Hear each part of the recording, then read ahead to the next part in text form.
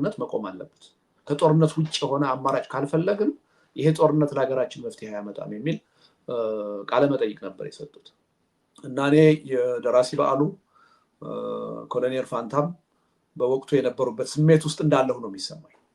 አሁን በያዝነው መንገድ ሄደን ኢትዮጵያን ከጥፋት ማዳን አንችልም። አንዳችንም አሸናፊ መሆን አንችልም። የያዝነው መንገድ ሁላችንንም ተሸናፊ አድርጎናል። በዚህ መንገድ የሚመጣ የተሻለ ውጤት የለም ኦሮማይ እያልኩ ነው ያለሁት እና ያለንበት ስነ ልቦና ስሜት ምናልባትም ኦልሞስት አንድ አይነት አለበለዚያም ተቀራራቢ ሆኖ ስላገኘሁት በጣም ጥሩ እንደ መውጫ ላይም ያስቀመጥኩ ባልተለመደ መልኩ የመጣጥፍ መጨረሻ ገጽ 12 አካባቢ ነው ያስቀመጥከው እና ብዙ ሰዎች ላያዩት ስለሚችሉ ወደፊት አምጥተነው ከወዲሁ ዲፋይን እናድርገው ብዬ ነው አንብቤዋለሁ። እንግዲህ ኦሮማይነት ትንሽ ልዩነትና አንድነት ስሜቱ ያኔ ቢያንስ ስልጣን ላይ ያለው መንግስት እና ትጥቅ ትግል ውስጥ የገቡት ታጣቂ አካላት አይሸናነፉም ኢትዮጵያም ዋጋ ትከፍላለች ከሚል አንፃር ነው እንጂ ምናልባት አገር እናጣለን የሚል መንፈስ ተሰምቶት ነበር ወይ አይደለም አላውቅም። እንግዲህ ትንሽ እዛ ጋር የልዩነት ሊኖረው ይችላል፣ እንደዛም ሊሆንም ይችላል። ምናልባት ያኔ ኤርትራም ልትገነጠል ስለሆነ ሌሎቹም ታጣቂ ኃይሎች ስላሉ ሀገርም ይፈርሳል ብሎ አስቦም ሊሆን ይችላል እዛ ድረስ ወስዶት እና ከሞላ ጎደል ከዚች ኳሊፊኬሽን ውጪ ስሜቱ ይኖራል። አናሎጂ ሊሰራ ይችላል ብዬ አስባለሁ። ዞሮ ዞሮ የግልህን ስሜት እና አብዛኞቹን ግን ምንድነው ሞገስ አሁን ጥሩ አንስተዋል፣ የኤርትራን ጉዳይ አንስተዋል። አንዱ እኮ የ17 ዓመት ጦርነት በዛ መጠን የተካሄደውና ያ ሁሉ የሀገሪቱ ልጆች ዋጋ የከፈሉት እኮ የሀገሪቱን አንድነት ለማስጠበቅ ተብሎ ነው። ከጦርነቱ ፍጻሜ በኋላ ግን አንድ የነበረው ሀገርና ህዝብ ሁለት ነው የሆነው። ስለዚህ ኢትዮጵያ በከፊል እኮ ያኔ ፈርሳለች፣ አልፈረሰችም ሊባል አይችልም። አንዱ እሱ ነው። ሁለተኛ ከዛም በኋላ ተያይዞ የመጣው ችግር ማለት ነው አሁን የገባንበት አዘቅት ሁሉ ከዛ ሽንፈትም ጋር የተያያዘ ጉዳይ ነው። የመጨረሻው መጀመሪያ ያኔ ነው የጀመረው የብሔር ፖለቲካ ኢትዮጵያ ውስጥ ገዢ ኃይል ሆኖ የወጣበት ሂደት ነው የተፈጠረው። የኢትዮጵያ ህዝብ አንድነት ከመቼውም ጊዜ በላይ የተፈረከረከበት፣ የላላበት፣ ትኩረት ያጣበት፣ ፖለቲካችን በልዩነት ላይ መሰረት ያደረገበት ሁኔታ ነው የተፈጠረው። የሀገሪቱ ተቋማት ህገ መንግስት በዛ መልኩ እንዲቃኙ ነው የተደረገው እና የመጨረሻው መጀመሪያ ነው የሆነው ያ። ስለዚህ እኔ የሁለቱ ሰዎች ስጋት እኛ አብረን ወይም ደግሞ እኛ በውስጡ ያለነው መንግስት ይፈርስብናል የሚል ጠባብ ፍላጎት መስሎ አይታየኝም። አጠቃላይ ሀገሪቱ ወዳልተጠበቀ አጠቃላይ የሆነ ችግርና ቀውስ ትገባለች የሚል ስጋት ነው የነበረው። እኔ ያ ስጋታቸው እውን ሆኗል የሚል እምነት ነው ያለኝ። መልካም ብዙ ሰው ኤርትራ ሀገር ሆና ከመቀበላቸውም የተነሳ ረሱት መሰለኝና ለዛም ነው የምናነሳው። አንደኛው የዚህ መጣጥፍ ትልቁ ምናልባት አንድ ላይ ሊሰበስብ የሚችለው ርዕሰ ጉዳይ ቀደም ጠቀስ አድርጌ ያለፍከው እየፈራረሱ እየተላለቁ የመፍረስ ይልና በአጠቃላይ ደግሞ የመጨረሻው መጨረሻ ብለን ያስቀመጥከው አሁን እሱ ጋር ነው ዋናው። ባለፈው የ70-30 ቀመር ነበረና እሱ ምን ላይ ደርሶ ነው አሁን የመጨረሻው መጨረሻ ያደረግከው? በዚህ መሃል ያንን ጽሁፍ ከጻፍክበትና አሁን መካከል ምን መሰረታዊ ልዩነት ኖሮ ነው የመጨረሻው መጨረሻ የሆነው? ባለፈው ቢያንስ 30% የመዳን እድል ስለነበረን ማለቴ ነው የዛሬ 1 ዓመት እና ከዛ በፊት። እንግዲህ በኔ እይታ የመጨረሻው መጀመሪያ የተጀመረው ያው እንዳልኩ ነው ኢትዮጵያ ውስጥ የብሔር ፖለቲካ አሸናፊ ሆኖ ገዢ ሆኖ ከወጣ ጊዜ ጀምሮ የመጨረሻው መጀመሪያ ላይ ነው የነበረው። እንግዲህ ከዛ በኋላ ያ ነገር ነው እየተጠናከረ በሂደት የመጣው።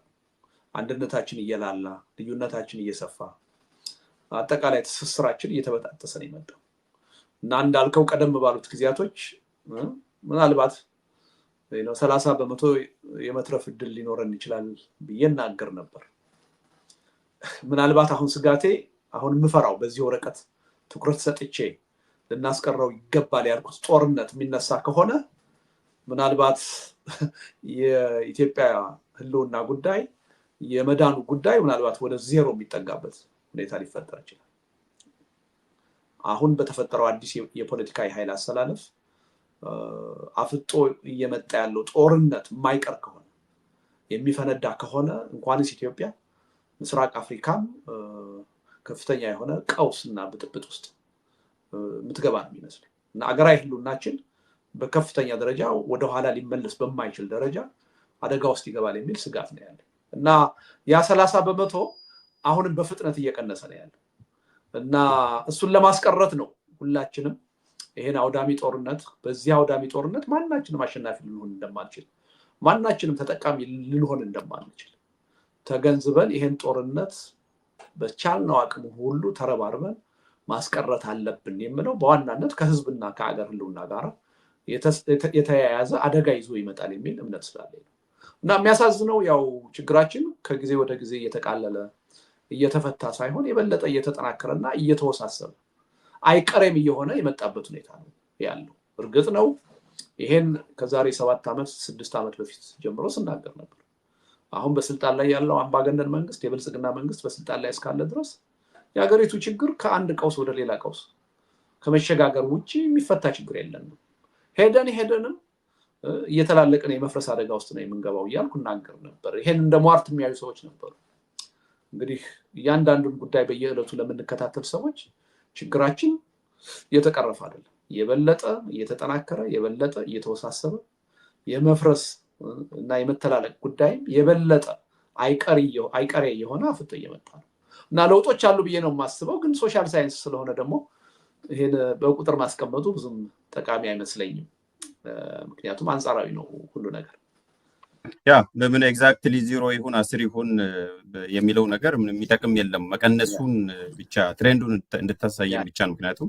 የመጨረሻ ካልክ ልዩነት አለ ማለት ስለሆነ በሶሻል ሳይንስም እዚሁ ላይ ሟርተኝነትም የሚለውን በሌላ ሻሽለ ነው ልደቱ አላርሚስት ስለሆነ ነው ነገሮቹን ኤግዛጀሬት ያደርጋል አላርሚስት ማለት የሚያካብድ ሰው ፎርቹን ቴለር የሚለውን እንተው ለጊዜው ሟርተኛ የሚለው ግን አላርሚስት የለም ሟርተኛም ሳይሆን ነገሮቹን በጣም አክብዶ ተጨንቆ ፓኒክ እያደረገ ሌሎችንም የሚያስጨንቅ አይነት ሰው ነው በየጊዜው ጽሁፎቹ የሚጽፋቸው ጽሁፎች ያስደነግጣሉ ችግሮች ሳይኖሩ ችግር ፈጥሮ ለሌለ ችግር ደግሞ መፍትሄ ፍለጋ እንድንጨነቅ ነው የሚያደርገው ለሚሉት ያለ ምላሽ ምንድነው ታያይ ስለሆነ እኔ በነገር ላይ ሞገስ በተፈጥሮ የምልህ አሁን ባለኝ ማህበራዊ ግንኙነት የምን ፖለቲካ ውስጥ ከገባው በኋላ እስከ ምርጫ 97 ድረስ በነበሩኝ አመለካከቶች ሊመዝነኝ ለሚሞክር ሰው ኦፕቲሚስቲክ ልባል የሚችል አይነት ሰው ነኝ እንደው ከጨለማው በጎ ነገርን ለማየት መሞክር ሰው ነኝ ሁሉ ነገር ጨለማ አይደለም በጨለማው ውስጥም ብርሃን አለ በመጥፎ ነገሮች ውስጥም ጥሩ ነገር አለ ስለዚህ እሱንም ማየት መቻል አለብን የሚል እምነት ነው ያለኝ በኢትዮጵያ ፖለቲካ በምክንያት መደገፍ በምክንያት መቃወም የሚለውን ማስተሳሰብ ህብረተሰቡ እንዲቀበለውና እንዲጠቀምበት በማድረግ ረገድ እኔና እኔ የነበርኩበት ፓርቲ የተጫወተው ሚና ቀላል አይመስለኝም እና ሰዎች እንደሚሉት አይነት ጨለምተኛ ሰው አይደለም እኔ ይሄን የፈጠረው የኢትዮጵያ ፖለቲካ ነባራዊ ሁኔታ ነው እና ምናልባት በማቀርባቸው ከግምገማዎች በራቀ መጠን ተሳስቼ ከተገኘው የዛ አይነት የባህሪ ችግር ተደርጎ ሊታይ ይችላል በተጨባጭ ግን የገመትኳቸው ነገሮች እና በኢትዮጵያ እየሆኑ ያሉ ነገሮች የሚራራቁ አልመሰለኝም ገና የዛሬ 24 ዓመት 25 ዓመት ኢዴፓን 1992 ላይ ስናቋቁም ምንድነው ያለው የኢትዮጵያ ፖለቲካ ፈርጀ ብዙ ነው በብዙ ችግሮች ውስጥ ያለ ነው መንግስትን ከስልጣን በማውረድ ብቻ ሊፈታ የሚችል አይደለም ስለዚህ ኢትዮጵያ መዋቅራዊ ወደሆነ ዲሞክራሲ መሸጋገር ካለባት የትግላችን አቅጣጫ በሶስት ነገሮች ላይ ማተኮር አለበት ብለን ነው የተነሳው በስልጣን ላይ ያለውን አምባገነናዊ መንግስት መታገል አለብን አንዱ መሰረታዊ ችግር እሱ ነው ነገር ግን በአገዛዙ ውስጥ ያሉ መሰረታዊ ችግሮች በተቃዋሚው ጎራም ውስጥ አሉ ለዲሞክራሲ ስርዓት ግንባታ እንቅፋት የሆኑ ለትግሉ አሸናፊነት እንቅፋት የሆኑ መዋቅራዊ የሆኑ ችግሮች በተቃዋሚው ጎራ ውስጥም አሉ እነዚህንም ታግለን መለወጥ መቻል አለብን ይሄን እንደ አይነት ሐሳብ ከዛ በፊት በኢትዮጵያ ፖለቲካ አንስቶ የሚያውቅ ድርጅት የለም ሁለት ሶስተኛ እነዚህ ሁለት ድርጅቶች ገዢው ፓርቲና ተቃዋሚው ኃይል የመነጨበት ህዝብ ደግሞ የራሱ የሆነ ለዲሞክራሲ ስርዓት ግንባታ እንቅፋት የሆነ ነባራዊ አስተሳሰብ አለ። በተለይ ከቀይ ሽብር እንቅስቃሴ በኋላ ፖለቲካና ኮረንቲ በሩቅ ብሎ የፖለቲካን ጉዳይ የአገር አስተዳደርን ጉዳይ ሁልጊዜ እንደምለው በከተማ ለትምህርት ጠሎች በገጠር ለእርሻ ጠሎች አሳልፎ የሰጠበት ሁኔታ ነው እና ህዝቡ ለዲሞክራሲያዊ ስርዓት ግንባታ እንቅፋት የሆነ አመለካከት ውስጥ ነው ያለው። የህዝቡንም አስተሳሰብ ታግለን መፍታት መቻል አለብን። ህዝቡን ወደ ለውጥ ኃይልነት መቀየር አለብን። እነዚህን ሶስት አቅጣጫዎች አጣምረን ታግለን ነው ለውጤት መብቃት የምንችለው የሚል ከሌሎቹ የፓርቲዎች እይታ የተለየ አዲስ ሶስተኛ አማራጭ የሚል እይታ ነው ይዘን የመጣው። ይሄ ትንተናችን በእኔ እምነት እስካሁን ድረስ ቫሊድ እስካሁን ድረስ በኢትዮጵያ ፖለቲካ ላለፉት 25 ዓመታት ይሄን ካልን በኋላ በተጨባጭ ያየነው ይሄን ካላደረግን አገዛዙን ብቻ በስልጣን ላይ ያለውን ኃይል ብቻ በመታገል ለውጥ ልናመጣ አንችልም ያልነው ነገር እውነት መሆኑን ተጨባጭ መሆኑን ነው እያየን ያለነው። እንግዲህ ያ አንድ ተርኒንግ ፖይንት ነው። 97 ምርጫ መሰድ 97 ምርጫ ከኛ በተጻራሪ የቅንጅት አመራሮች ሌላ የፖለቲካ አቋም ሲይዙ ቅድም ያልኩን ነው የተናገሩ። ተሳስታችኋል። በምርጫ 97 ከነ ችግሩም ከነ ድክመቱም ያገኘናቸውን ውጤቶች ይዘን ነው መቀጠል ያለብን። በእነሱ ላይ ሌላ ውጤት ጨምረን ወደፊት ወይ በተለይም ከ5 ዓመት በኋላ በሚመጣው ምርጫ አሸናፊ ለመሆን ነው መጣር ያለብን። አሁን ምርጫ ተጭበርብሯል ብለን ብቻ ህዝብ የሰጠነን ድምፅ ሜዳ ላይ በትነን ፓርላማ ማንገባ ከሆነ አዲስ አበባ ምክር ቤትን ማንረከብ ከሆነ የኢትዮጵያን ፖለቲካ ወደ ኋላ እንወስደዋለን። አገዛዙ ሌላ 15-20 ዓመት በስልጣን ላይ እንዲቆይ እድል እንፈጥርለታለን። ሰላማዊ ትግልም ይዳፈናል ብለን ነው አቋም ያዝነው። ያለፉት 20 ዓመታት የመጣንበት ሂደት ይሄን ነው የሚያሳየው። ይሄ አንድ ተርኒንግ ፖይንት ነው። ሌላውን ሶስተኛውን እንወስደው። የዶክተር አብይ አገዛዝ ወደ ስልጣን ከመጣ በኋላ ምንድን ነው ያለው? ኖ አንድ ግለሰብ ሊያሻግረን አይችልም። መዋቅራዊ በሆነ መልኩ ገለልተኛ የሆነ ሁላችንም የምንካተትበት ኮሚሽን ተቋቁሞ ሽግግሩ እንዴት ይመራ ከየት ተነስቶ የት ይድረስ የሚለውን ሊያሳይ የሚችል በጋራ የተስማማንበት ሮድማፕ ፍኖተ ካርታ ይዘን ካልመራ ነው ይሄን የሽግግር ሂደት ይጠለፋል ወይም ይኮላሻል፣ የትም አይደርስም ብለን የተናገረው። እንዴት እንደዚህ አይነት ኔጌቲቭ የሆነ ትችት ታቀርባላችሁ ተብለን ሰፊ የሆነ ዘመቻ ተካሂዶብናል። በተግባር ግን የሆነው ይሄ ነው።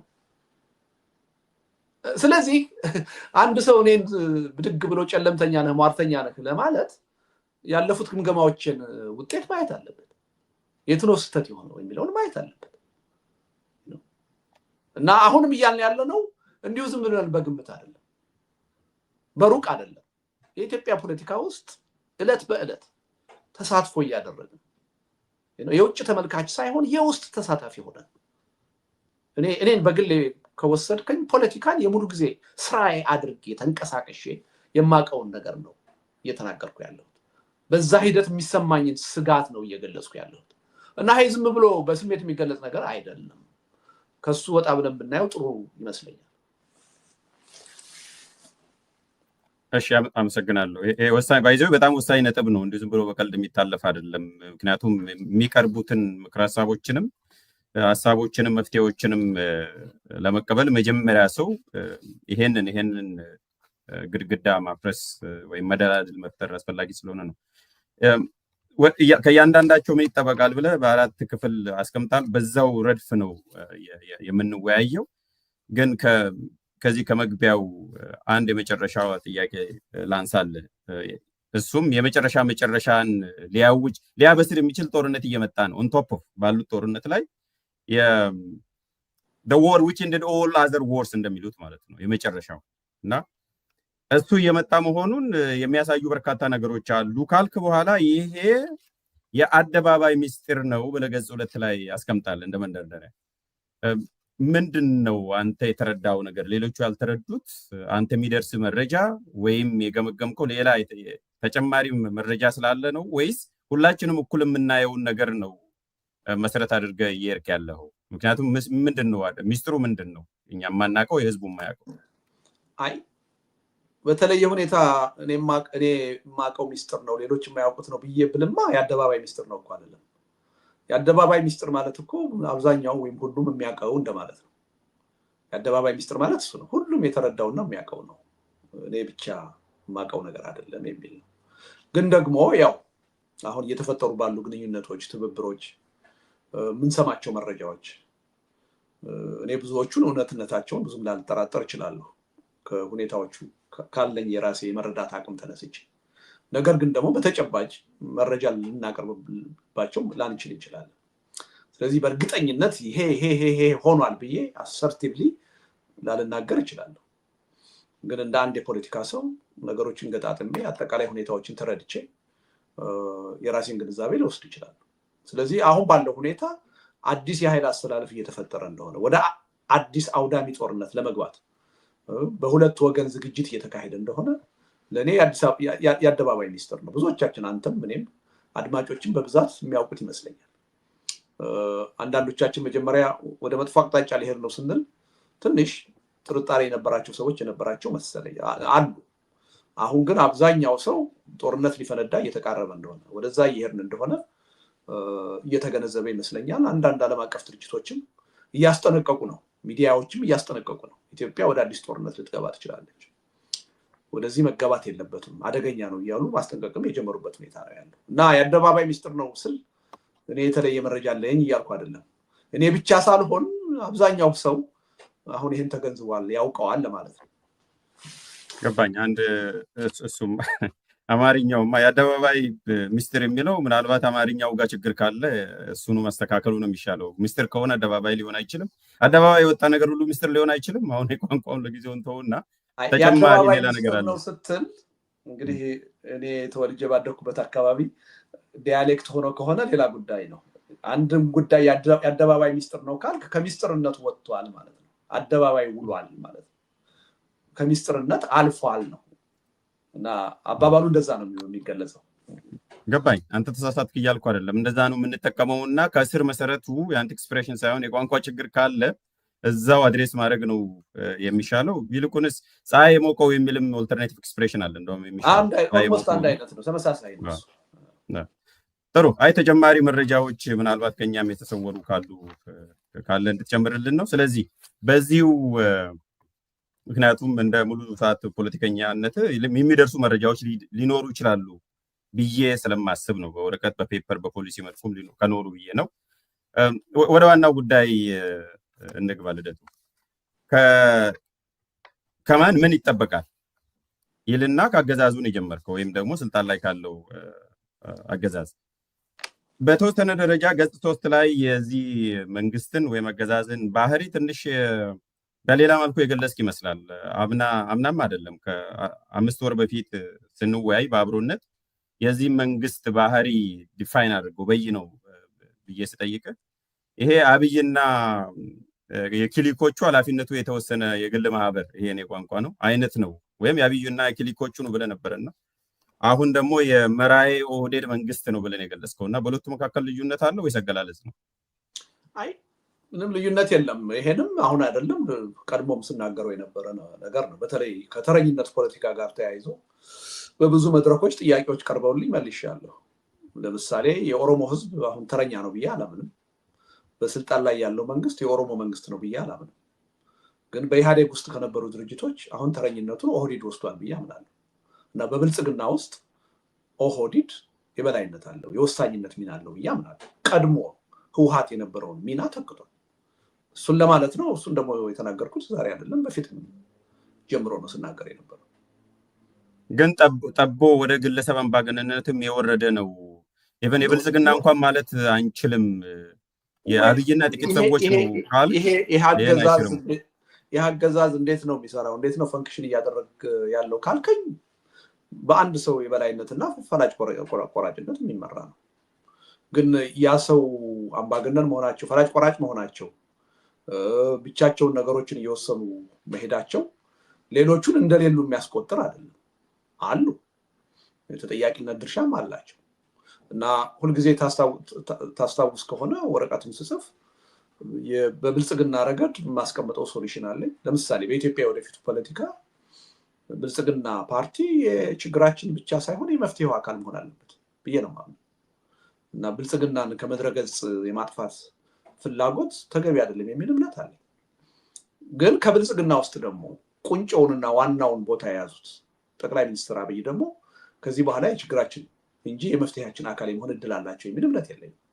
ምክንያቱም ላለፉት 7 ዓመታት ምን እንደሚያስቡ ሳይሆን እንዴት እንደሚያስቡ ለመረዳት በሞከርኩት ሙከራ የጥፋት ኃይል እንደሆኑ ከጥፋታቸው ከስተታቸው ተምረው ነገ ከነገ ወዲያ የተሻለ ነገር ለመስራት ፍላጎት የሌላቸው ሰው እንደሆኑ ለመገንዘብ ችያለሁ። እና ለይቼማ ያለው ማለት ነው።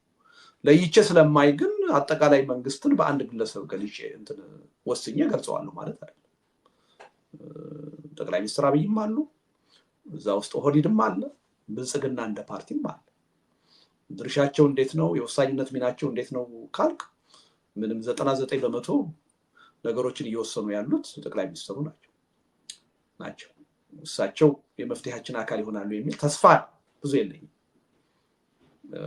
ብልጽግና ፓርቲ ግን የ13 የ14 ሚሊዮን አባላት ያሉት ፓርቲ ነው። ግን አገዛዙ የነሱ ውጤት አይደለም። አገዛዝ ስንል እነሱን አለ የሚጨምሩ አንድ ላይ ያ ይጨምራል እኮ አልኩህ። የጠቅላይ ሚኒስትሩ ወሳኝ መሆን ኦህዴድን ወይም ደግሞ ከዛ ሰፋ ብሎ ብልጽግናን እንደሌላ ያስቆጥረውም አልኩኝ እኮ። ያገዛዙ አካል ነው። ግን ያ አገዛዝ እንዴት ነው የሚሰራው? በዛ ውስጥ የወሳኝነት ሚና ማን ነው ያለው ካልከኝ ግን የተለያየ ሌየርስ ፈጥሬ ልተነትን እችላለሁ ማለት ነው። የድሮውን ነው ልጠይቀህ እዛው ጋር ስፕሊት አድርገን ለመፍትሄም ስለሚመች ነው። ከማምን ይጠበቃል ብለህ ስላስቀመጥክ እንዲሰሙ ነው። አሁን የአገዛዙን ሪዥም የሚለውን ሪዥሙን ወስደን ከዛ ውስጥ ኦህዴድ ብልጽግና አለ፣ ሌሎች ብልጽግና አለ። በአጠቃላይ የብልጽግና አባላትም አሉ፣ ባለስልጣናትም አሉ፣ እዛ ስትራክቸር ውስጥ የሚሰሩ ሰዎችም አሉ። ኢቭን ኤክስፐርት ሙሉ አሁን አብይ አይሰማም፣ ለጠቅላይ ሚኒስትር አብይ አይሰማም። ይሄ 90% 90% ብቻውን ይዞ አይሰማም ማለት አንድ ነገር ነው። ግን አገዛዙ ይሄንን ምክሬን አይሰማም ብለህ ስትናገር ይሄ አባላትንም ካድሬዎቹንም ሌሎች ባለስልጣናቶቹንም አያካትትም ወይ? በዚህ መልኩ ስገልጸው ወይ ነገሩ እውነት ነው ወይስ ሐሰት ነው ጥያቄው። ይሰማል ብለህ ነው የምታምነው አንተ? እኔ ሁለት ቦታ ከፈልኩ እኮ። የአብይን ድርሻ ሰጥተን አንተ እንዳልኩ ለብቻ ካደረግን አንድ ነገር ነው። ግን አለ አይደል አጠቃላይ ሪዥም ስንል ሁሉንም ያጠቃልላል ብለን ስለተስማማን ከዛ ውስጥ የሚሰሙ አይኖሩም ወይ ለመፍትሄ ማለት ነው እኮ። አይተሃል? የሰሙ እስካሁን የተወሰኑ አፈንግተው ወጡም አሉ ወይ? አፈንግተው ከወጡ ወጡ ነው የምናውቃቸው። እንደነ አቶ ታዬ ደንዳ አይነት ሰዎች አሉ። እነሱ አሁን የብልጽግና አባል አይደሉም። ብልጽግና ሆኖ ግን እየሰማ ያለ አለ ወይ? የለም። የተሰጠውን መመሪያ ይዞ በህዝብ ላይ የሚካሄደውን ጦርነት ደግፎ ችግራችን የሚፈታው በጦርነት ነው ብሎ እየተንቀሳቀሰ ያለ ኃይል ነው።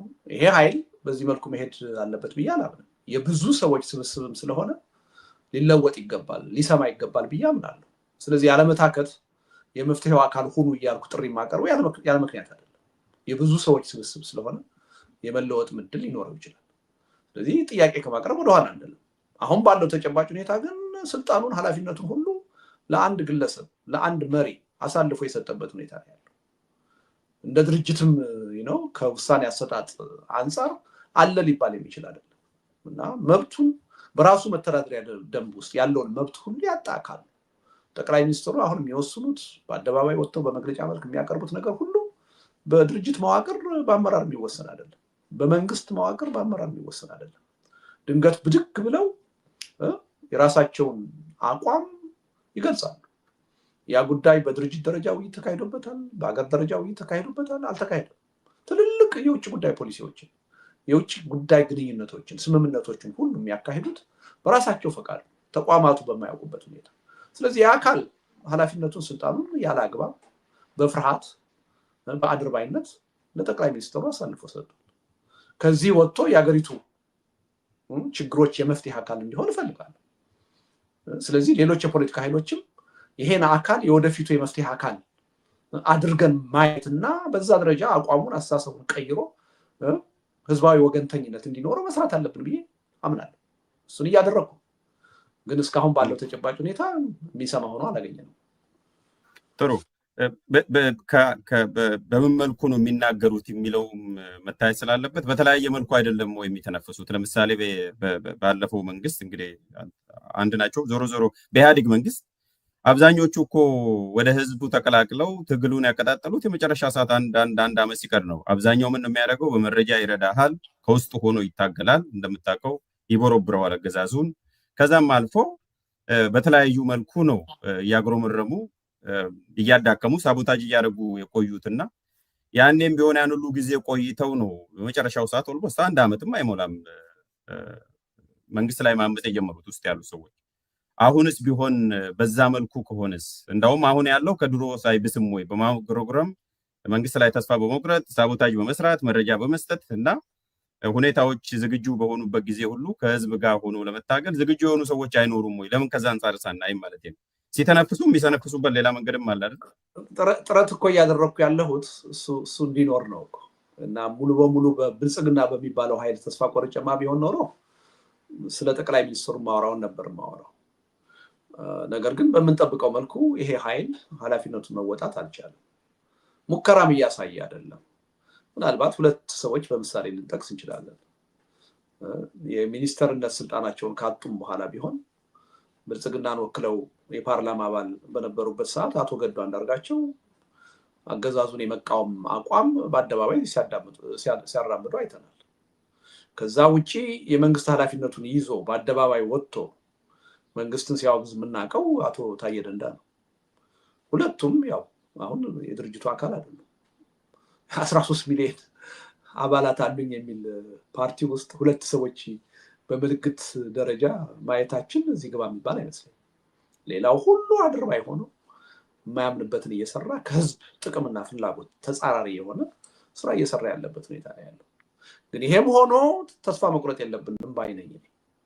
ይሄ ኃይል ወደ ቀልቡ ተመልሶ አሁን የተያዘው መንገድ ለራሱም የማይጠቅም መሆኑን አውቆ ወደ ህዝባዊ ወገንተኝነት እንዲቀየር የመፍትሄው አካል እንዲሆን ጥረት ማድረግ አለብን ብዬ ነው ማለት። ለምሳሌ አዲስ የሽግግር ሂደት በኢትዮጵያ መፈጠር አለበት ስንል ይሄ የሽግግር ሂደት ራሱ ብልጽግና ፓርቲን የሚያካትት መሆን አለበት። በሱ መቃብር ላይ የሚመሰረት መሆን የለበትም። ይሄ ምን ማለት ነው? የመፍትሄው አካል አድርገን እንያቸው፣ ወደ መፍትሄው አካልነት እንዲመጡ እናበረታታቸው፣ እንግፋቸው። ትግላችን ይህን ታሳቢ ማድረግ አለበት የሚል ነው። በዚህ መልኩ ነው የማየው። ይሄ እንዳውም እስከ ተጠያቂነትና ፍትህ ማስፈን ሰላም ማስፈን ጋርም ተያይዞ ያነሳውም ነገር አለ። እዛ ድረስ የሚሄድ ነው ተለጥጦ ምናልባት የመፍትሄው አካል ከሆኑ በሚል አያይዘንም እናያለን። እንደ አንድ የፖለቲካ ዘዴ የሚያቀርብ ስትራቴጂም ይመስለኛል።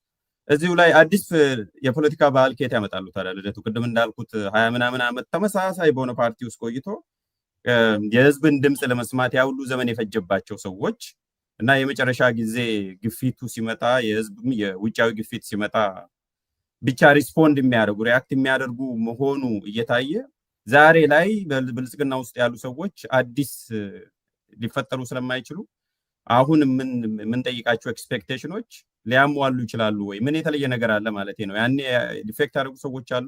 እኔ ስለ ፖለቲካ ባህሉ ነው እያወራለሁ። ሞገስ በዛ ደረጃ ይቀበላሉ የሚል ተስፋማ ቢኖር ይኖረው የኢትዮጵያ ችግር ተስፋ አስቆራጭ ነው፣ ኢትዮጵያ ከመዳን ይልቅ እድሏ የመፍረስ ነው የሚል እኮ አቋም ላራምድ አልችልም ነበር። ነገር ግን ይሄ ኃይል ከመቀበል ይልቅ ያለመቀበሉ እድል ይሰፋል ብዬ ስለማምን እኮ ነው። ከመቀየሩ ይልቅ ያለመቀየሩ እድል ሰፊ ነው ብዬ ስለማምን እኮ ነው ነገሮች ተስፋ አስቆራጭ የሆኑ። ከመዳን ይልቅ የመፍረሳችን እድል ሰፊና የበለጠ አይቀሬ የሆነ ነው የሚለው እኮ ያለ ምክንያት አይደለም። በዚህ ምክንያት ነው ማለት ነው። እና በቀላሉ ይቀየራሉ ብዬ አላምንም። ትግል ማድረግ አለብን። በትግል ወደው ሳይሆን ተገደው እንዲቀየሩ ልናደርግ እንችላለን። ይሄን ነው እያልኩት። ስማ፣ በደርግ ጊዜ የሀሳብ ነፃነት ያልተከበረበት ወቅት ነው። መልቲ ፓርቲ ሲስተም በህግ አይፈቀድም። በዛ አምባገነናዊ ወታደራዊ መንግስት ስር ሆነው ነው እኮ እነ በዓሉ ግርማ በዛ ደረጃ ክሪቲካል የሆነ ጽሁፍ ጽፈው ህይወታቸውን አሳልፈው የሰጡት። በዛ ሁኔታ ውስጥ ሆነው ነው እነ ፋንታ በላይ የመፈንቅለ መንግስት ሙከራ ያደረጉት። በዛ ስርዓት ውስጥ እንኳን እንደዚህ አይነት ሰዎች አይተናል። ሄደው መጨረሻ ላይ ህሊናቸውን ተሟግተው የህዝብ ወገንተኝነት ለማሳየት የሞከሩ ሰዎች አሉ። በዛ ደረጃ እንኳን አሁን እያየን አይደለም እና ይሄ አሳዛኝ ነው እና የሀገሪቱን የወደፊት ዕጣ ፈንታ እጅግ አሳሳቢ የሚያደርገው ይሄ እውነታ ነው እና እኔ የምትለውን ነገር ነው የምጋራው ማለት ነው። በቀላሉ ይቀየራሉ ብዬ ባስብማ ኢትዮጵያ የመፍረስ እድሏ ይሰፋል ልል አልችልም ነበር። የመዳን እድል አላት ነበር የምለው። ይቀየራሉ የሚለው ተስፋዬ ብዙ ስላልሆነ ነው። ግን ይሄን ብለን ግን እጃችን አጣጥፈን መቀመጥ የለብንም። አቅማችንና ሁኔታ በፈቀደ መጠን እንዲቀየሩ እንዲለወጡ በትግል ጥረት ማድረግ አለብን ብዬ አምናለሁ።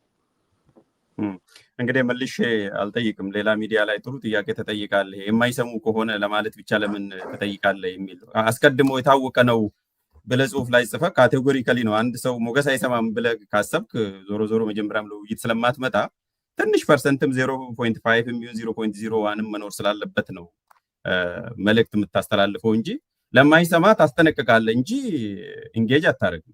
የታወቀ ነውና እዛ ላይ መልስ ስላገኘው ግን ምናልባት እኔ ስላዳመጥኩ ካላዳመጡ ሰዎች ሊኖሩ ይችላሉና ካልሰሙ ታዲያ ለምንድን ነው የምትለፋው? ማለት አስቀድሞ ሙሉ በሙሉ ከታወቀ ኦልሬዲ አብራርታል በከፊል በቃ አልሰሙም ማለት ካልሰሙ ለምንድን ነው ኤነርጂን የምታጠፋው? የማይሰሙ ከሆነ አስቀድሞ ከታወቀ እንደዚህ የሚሉ ሰዎች ምናልባት ትግል ማለት ምን እንደሆነ ምንም ክሉ የሌላቸው ሰዎች ናቸው።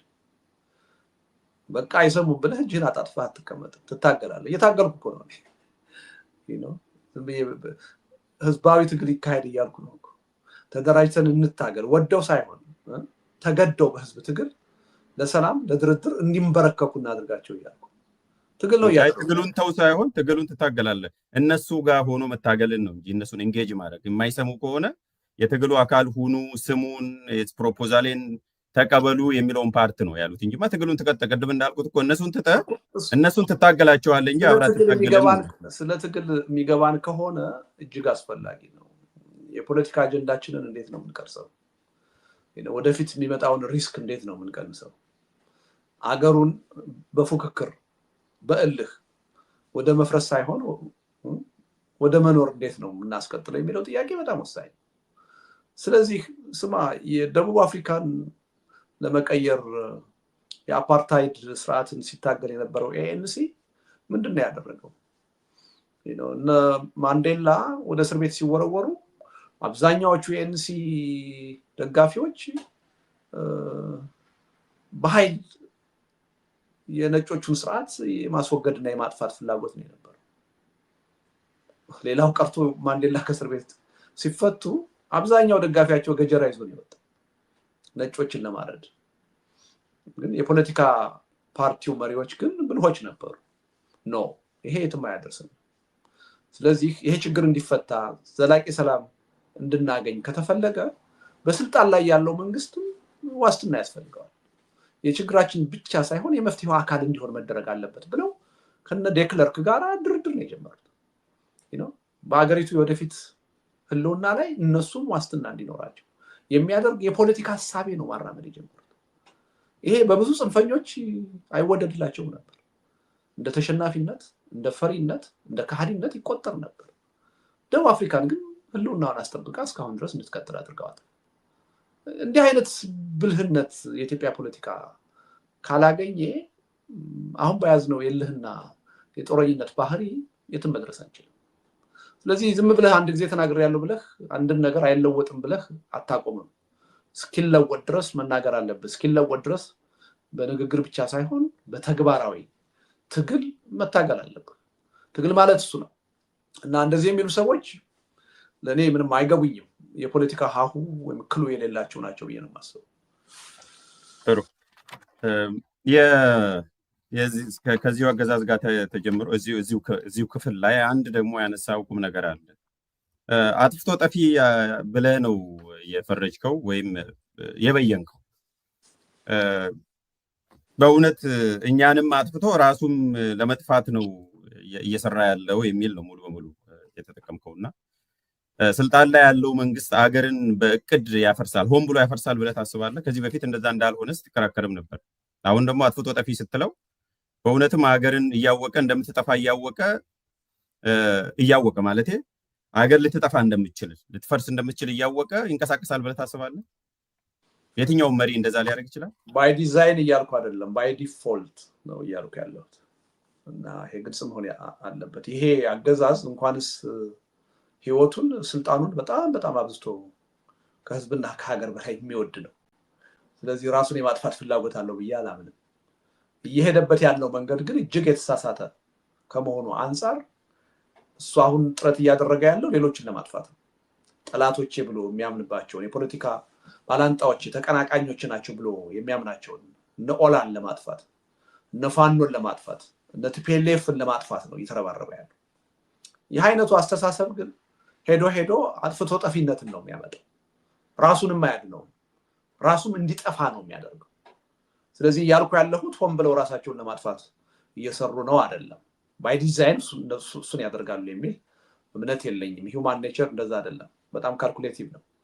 እያልኩ ያለሁት ባይ ዲፎልት እየሄዱበት ያለው መንገድ እጅግ የተሳሳተ በመሆኑ ሄዶ ሌሎቹን ብቻ የሚያጠፋ ሳይሆን ራስንም የሚያጠፋ ራሳቸውን፣ ቤተሰባቸውን፣ ልጆቻቸውን ሁሉ አገርና ህልውና የሚያሳጣ ነው። ይሄ ሊረዱት ይገባል። አሁን በአጥፍቶ ጠፊነት መንገድ ነው እየሄዱ ያሉት ለማለት ነው እንጂ ሆን ብለው የሚለው ነገር ብዙም አልጋራው። ጥሩ፣ እሱም በደንብ ግልጽ እንዲሆን ነው። አንዳንዴ ለዚህ ነው ውይይት የሚያስፈልገው። ጽሁፍ ሁልጊዜም ሰልፍ ኤክስፕላናተሪ አይሆንም እንደዚህ ዲስንታንጅል ካላደረግከው። ግን እግረ መንገዱንም እናንሳውና ይሄ ሀገር የሚያፈርስ አመራር ነው ወይም አገዛዝ ነው ዋቴቨር ብለው የሚያስቡ አንድ አይደለም፣ በጣም በርካታ በብዙ በሺዎች ምናልባትም በሚሊዮኖች የሚቆጠሩ አሉ።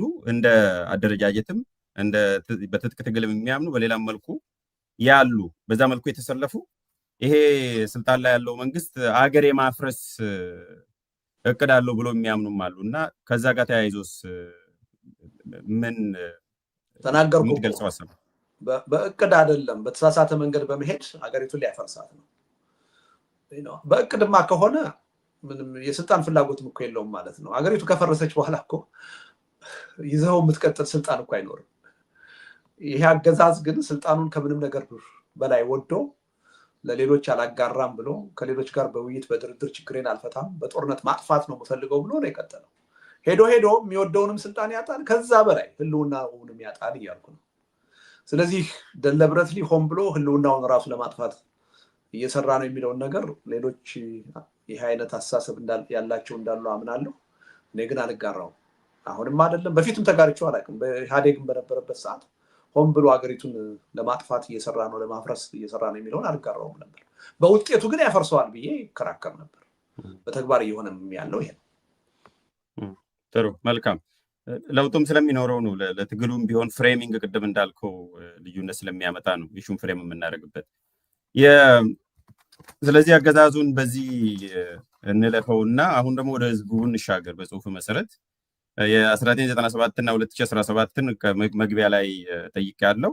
ግን የሰላማዊ ትግል አሁን ላይ ዛሬ ላይ ምህዳሩ ምን ላይ ነው ያለው? የህዝብ መነሳሳትስ እንዴት ነው? አደረጃጀቱስ ምን ይመስላል የሚለውን ነገር ነው አድሬስ ያደረገውና የትግልን ህዝብን የገለጽክበት መንገድ አለ። ልደቱ ለራሱ ህልውና መታገል የተሳነው ድንዙዝ መናጆ ሆኖ ነው ያለው ብለህ ገልጸዋል። እና ብዙ ሰዎች ተቆጥተዋል ይህንን ጽሁፍ ካነበቡ በኋላ።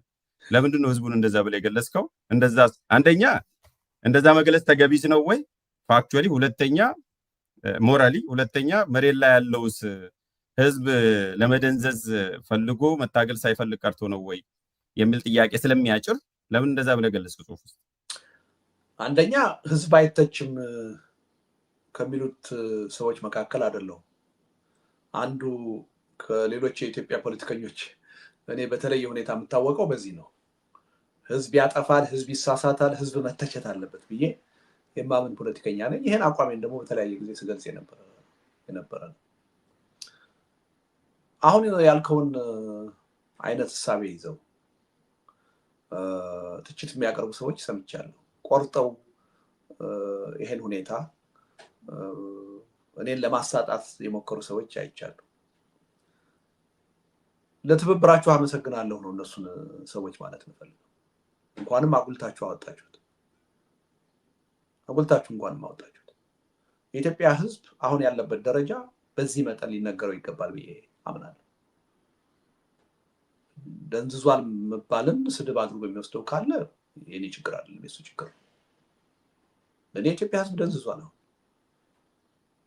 መናጆ መባልን ስድብ አድርጎ የሚወስደው ካለ በኢትዮጵያ ፖለቲካ ሰዎች ስንት ነገር በሚሰዳደቡበት በግል ህይወታቸው ሳይቀር በቤተሰብ ህይወታቸው ሳይቀር በሚሰዳደቡበት የኔ አይነቱ ፖለቲከኛ ስለ ሰላማዊ ትግል ስላወራ ብቻ እስከ 7 ዘር ማንዘሩ እርምጃ ሊወሰድበት ይገባል ተብሎ በሚነገርበት ሀገር ይሄን ሪያሊቲ መናገር ስድብ አድርጎ መውሰድ የሚቻል ከሆነ የኔ ችግር ነው ብዬ አልወስድም። ለእኔ ስድብ አይደለም፣ ያለውን ነባራዊ ሁኔታ እየገለጽኩ ነው። የኢትዮጵያ ህዝብ መናጆ ነው የሆነ፣ ለራሱ ጥቅም ለራሱ ፍላጎት ቆሞ እየታገለ አይደለም።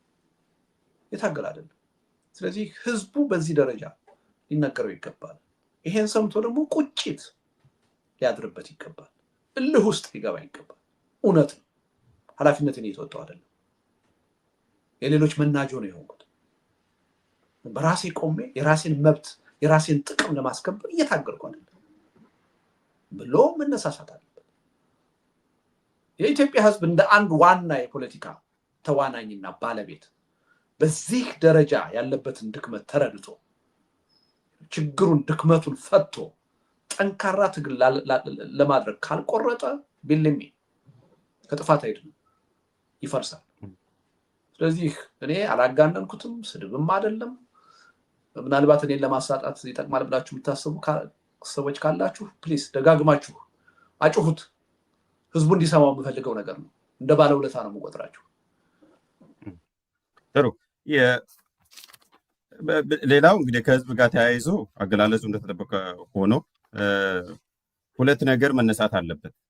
አንደኛው ደጋግሞ በተደጋጋሚ ሲታገልስ አልነበረም ወይ? ታግሎም ለውጥ ሲያመጣ ነበረ፣ ግን ሲጠለፍበት ነበር። አንዱ ፋክቹዋሊ ያልኩት ለዛ ነው። 97ም ቅድም የገለጽነው ህዝቡ ነበር።